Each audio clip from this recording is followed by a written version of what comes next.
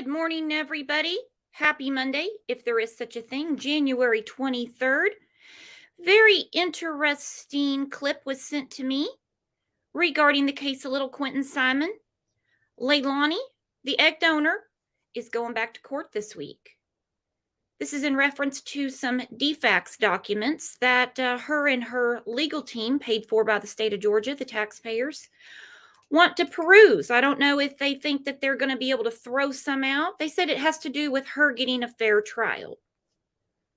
I think it'd be fair to Quentin Simon for the jury to get to see exactly what was reported to the state in regards to how he was treated by his mother. The document names the baby daddies and a one Billy Joe Howell as a legal guardian. According to Billy, that was a civil agreement between her and Leilani.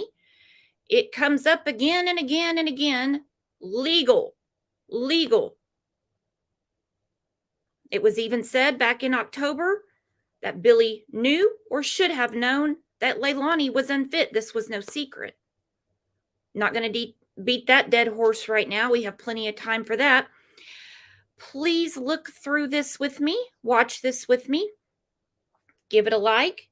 Let me know what you think and leave me a comment, because I'm very excited to see what happens on Wednesday, because the powers that be in Georgia, as in the state, are pushing back.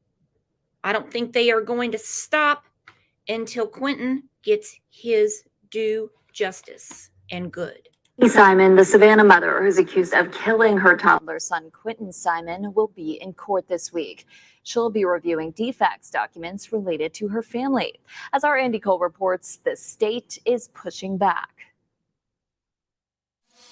Leilani Simon will be back in court this week, asking to inspect Department of Family and Children's Services files on her and her family. Since before Thanksgiving, Simon has been in jail for the disappearance and death of her toddler son, Quentin Simon. According to her indictment, she beat Quentin to death before throwing his body into a trailer park dumpster.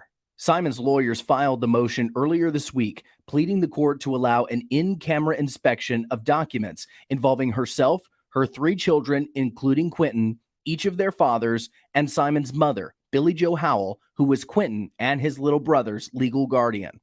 Public defender Robert Attridge wrote in the motion that Simon is wanting these records reviewed to find out if disclosing them would ensure she gets a fair trial.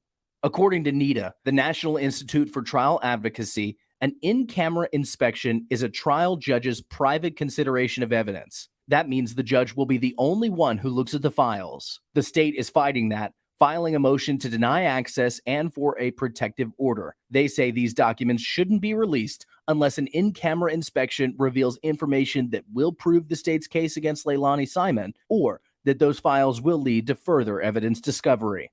A hearing on the matter is scheduled for Wednesday at the Chatham County Courthouse. For now, in Savannah, I'm Andy Cole, WJCL 22 News.